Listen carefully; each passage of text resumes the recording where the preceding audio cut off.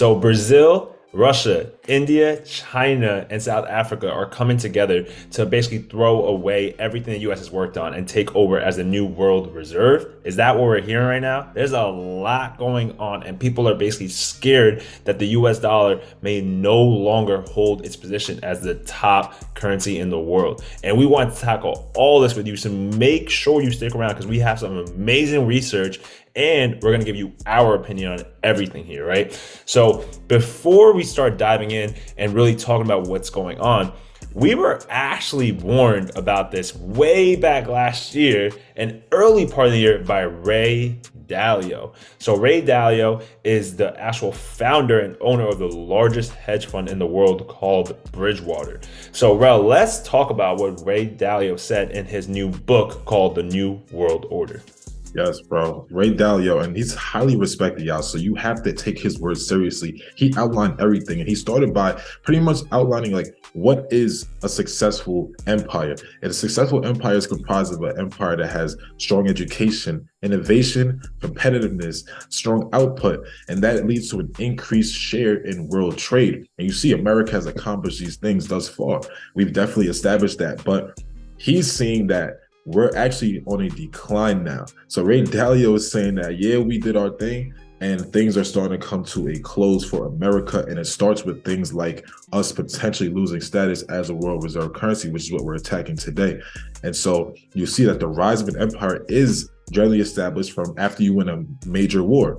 We did that. That happened. Mm-hmm. And then after that, new leadership emerges, designs a new system to increase a country's wealth and power. But eventually, guess what happens? A financial bubble forms. What just happened to us? A financial bubble just formed, right? And then after that, you start to see the empire decline due to various factors, which include a decreased productivity and internal conflict. There's a lot of that going on right now. As you know, you see what our economy is like. And then that leads to an external power seizing. And it's an opportunity for someone else to replace that dominant country. So that is our situation right now. He's pretty spot on so far. And let's see how it's going to all play out. Yeah, and I think the biggest thing to point out, bro, is there's a couple of things we highlighted, right? So when you think about winning a major war, obviously we have won many major wars, which we're about to talk about with the history of the world reserve currency that you see below. But then the financial bubble. Yes, every country deals with financial bubbles, but the financial bubbles that we've been seeing in the last 3 years is a lot, right? There's random various factors. Is a COVID random and a various factor? Absolutely, right? We had decreased productivity and internal conflicts. Just think about everything that happened between our own country. Like, we're not even fighting with outside people right now. Like, yes, Russia and Ukraine is huge, but think about the actual country itself. When the whole Black Lives Movement was happening in 2020, that was, bro, it was a whole civil war essentially, right? Like, you had the South and North going at it, and you had people of different colors going at it. That is leading to a lot of internal conflict, and we're low-key not on the same page, which is what he talked about. So we definitely recommend you check that out. But let's talk about... And just to say, like, even internal conflict regarding like monetary policy too, people are not in agreement with how the Federal Reserve is handling things. There's a lot of people that actually want to get rid of the Federal Reserve, and that's starting to bubble up more and more. I've been hearing a lot more talks about that. So there's a lot of people are not really happy with how the country's operating. We're not as unified as we really could be. Yeah, exactly. And that's going to lead to what may lead to what he was hinting at, right? And we're kind of dealing with that right now, but just stay tuned right now. So let's talk about the history, right? Like, how did the US actually become the world reserve and what happened? So the first part we got to talk about is before the US, it was actually the British pound, right? What ended up happening is after World War II, which we talked about, right? After you win a major world war or any type of conflict, this usually happens. The US dollar became the world reserve currency under this agreement that you see here. And over time, it obviously started building up where we saw the size of the country expanding. We saw a lot of the country just becoming more stable in technology and just increasing to actually put out amazing, amazing results, which led to people saying, yeah, we really do like the US dollar. So that's how this whole thing happened. But let's talk about the last bullet, bro. Go ahead. Yeah, so Then the US dollar became the main currency for buying oil in the 1970s. This is major, especially back then when oil was super significant part of a society. And not that it still isn't today, because it definitely is, but you see we have been trying to get away from oil more and more with the push towards like EVs, for example. But oil still plays a significant role in our society. And it's really major that the US dollar was the main currency for buying oil, because everyone needs oil. So if everyone's transacting using US dollars, that's a huge demand for our dollar, which we need to keep our dollar strong and to keep our country dominant. So that agreement to make the US dollar the main currency happened between the United States and Saudi Arabia in 1974. And that agreement was known as the petrodollar system. All right, so once again, that says that we're going to accept payment for oil only in US dollars. And it's not just Saudi Arabia, it's other OPEC countries, which are just countries that export oil. So for anyone who's exporting oil, it's typically done with US dollars. So that's huge for us. That gave us a competitive advantage as the reserve currency. And so that's really the significance there. It's a vital commodity for most economies to have that oil being paid for in US dollars.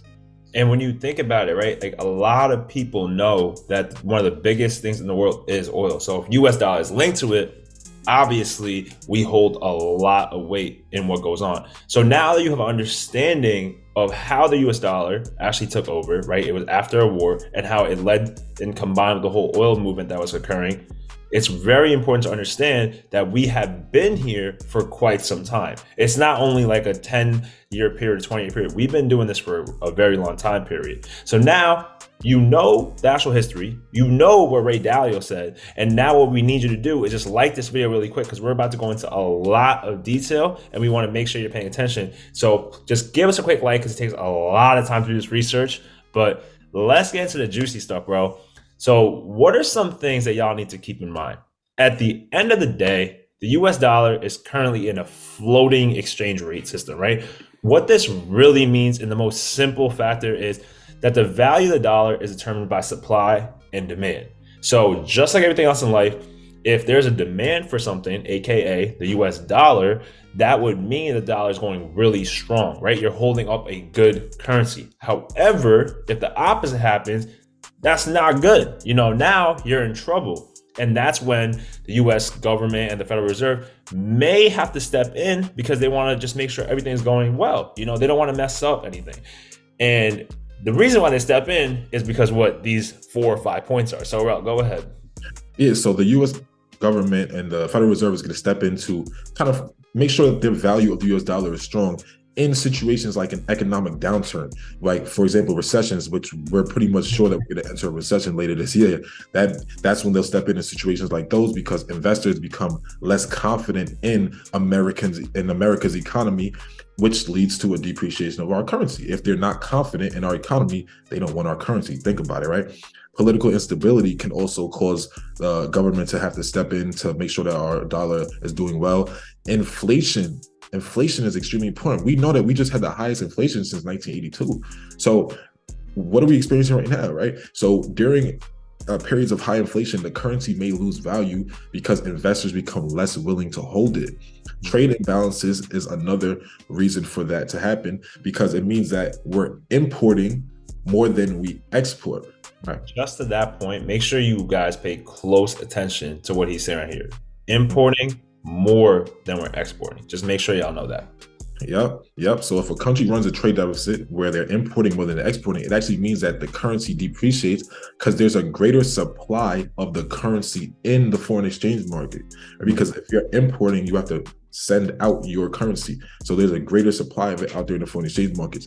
Now, monetary policy is another thing. If the country's central bank, like our Federal Reserve, lowers interest rates, it can make its currency less attractive to their investors that are seeking higher return. There are a lot of other countries, investors are holding US bonds to get returns from us because let's say we have high rates right now.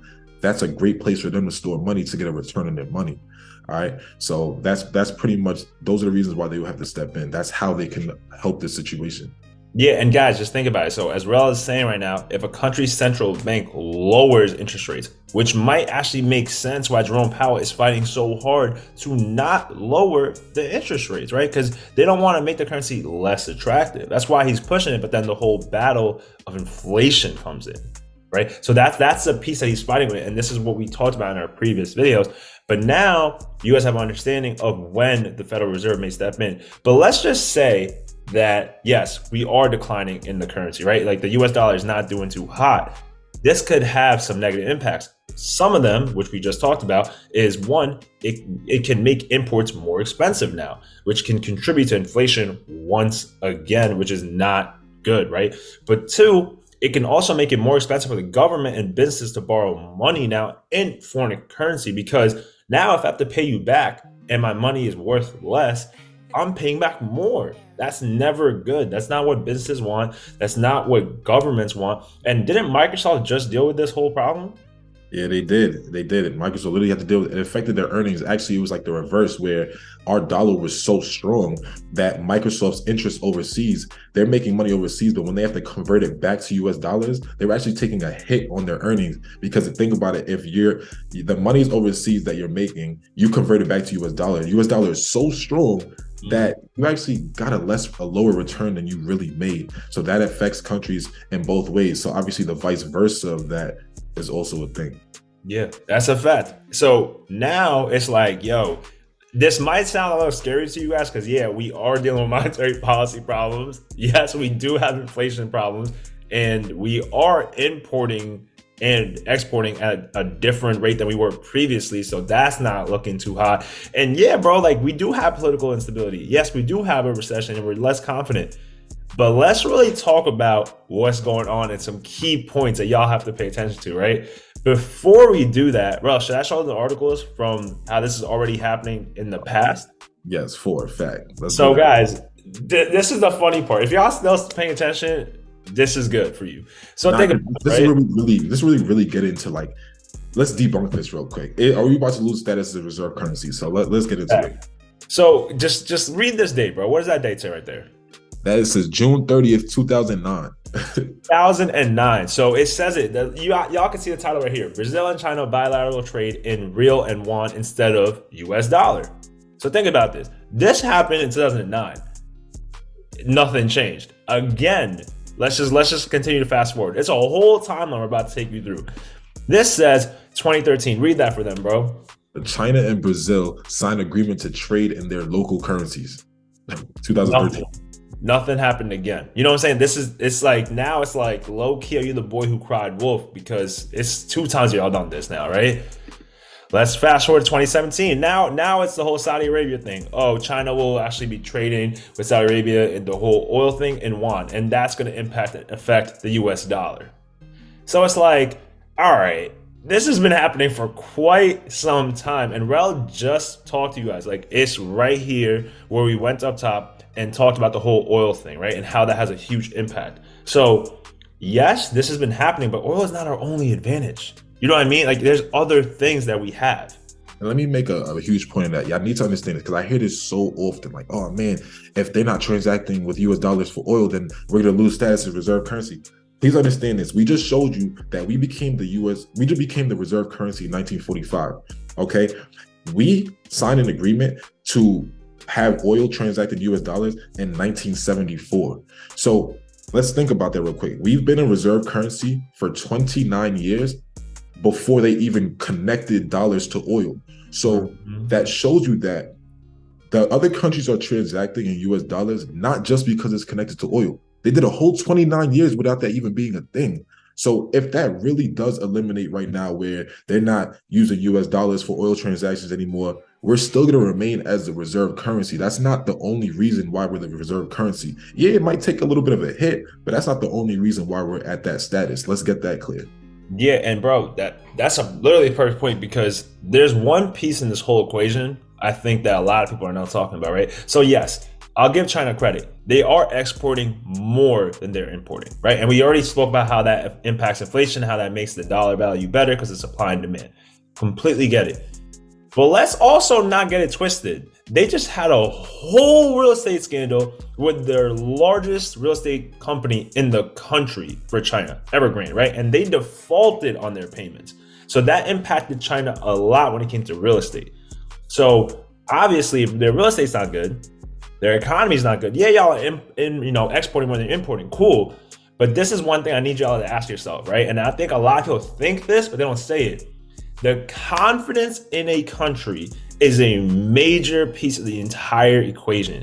Now, if we, as the entire world, think that a communist country is going to come in and we're going to trust them as the new world reserve, I think that's going to take a lot of convincing, especially considering that the United States is a democratic country and we know that there's government that could actually take place and listen to what the people are saying rather than a government that just comes in and says, nah, I'm going to spy on you and you're going to do what you got to do. So just put that into perspective, and well, I'm going to let you take the graph forward, but just think about the confidence. And even just on that point, before I even talk the graph, let's talk about these BRICS countries teaming up together to make their go under one currency. Everybody says Brazil, Russia, India, China, and South Africa are going to team up and make one currency and transact there. That already happened in Europe, where all the European countries, they came together and they decided to make decisions unanimously under the euro. And that is an extremely difficult process to get all these different countries agreeing for one purpose when they all have different motives, right? Mm-hmm. And that's European countries. Now you're going to take these geopolitical juggernauts right here, Brazil, Russia, like all those countries that I just named, think about it. Those countries cause so much problems, and they have some leaders that are extremely selfish. And it's a confidence piece.